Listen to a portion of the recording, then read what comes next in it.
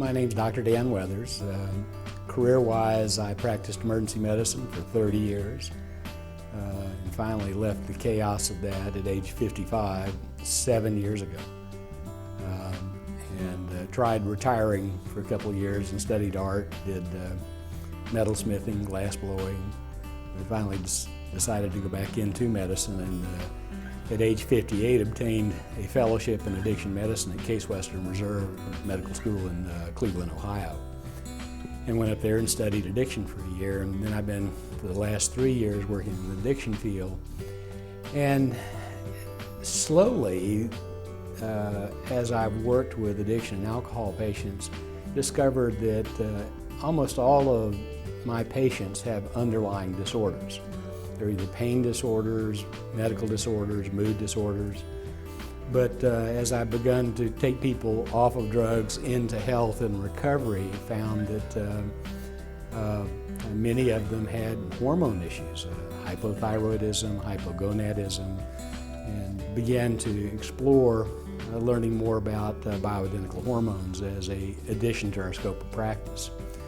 And in the process, now I'm pursuing my third set of board certification in anti-aging regenerative medicine. So this is a fun exploration, and it really goes hand in hand with what I've been doing. For 30 years, I treated diseases in the end stage of lifestyle choices and behaviors, and ultimately end up in a behavioral medicine only to be guided back to the body and what actually is happening in the neurochemistry and in the gut and some of the basis for the different diseases that we've seen and treat.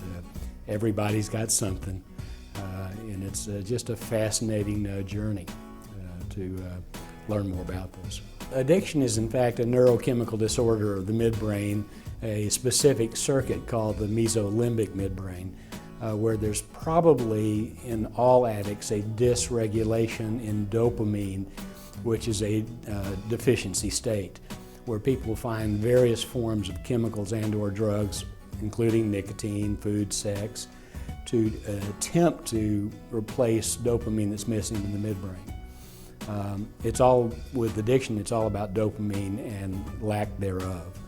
And there are natural ways to boost dopamine. There are natural ways to enhance that that allow people to feel that missing piece has been replaced and they don't need to seek the addictive behavior. Bioidenticals, especially in the case of opiates, almost all opiate addicts are deficient in testosterone because opiates inhibit hypothalamic GnRH, which inhibits FSH and LH, which have to do with spermatogenesis and testosterone production. So many of these people use opiates for chronic fatigue that's really testosterone based. Traditional medicine teaches us to use the medicines that Big Pharma produces. And they might be the equivalent of using a 45 to kill a fly. In that there are other solutions, oftentimes by enhancing the amino acid precursors and adding the cofactors that have to do with the production of the neurotransmitter. You can create these things naturally without using a major pharmacologic drug that has major toxicities associated with it. I like the concept of looking towards natural solutions first, and failing those, I'd turn to conventional medicine I've used all my life and prescribe for patients.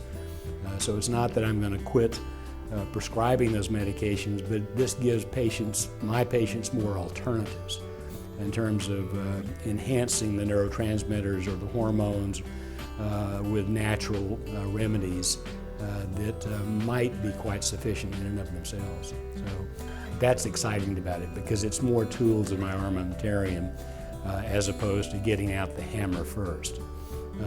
You might want to chisel at something. If you'd like to know more about that, which we do, the name of my medical practice is Savannah Avenue Recovery and Health, or SARA, LLC, and we're located on Savannah Avenue in Statesboro, Georgia, and our website is recoveryhealth.org.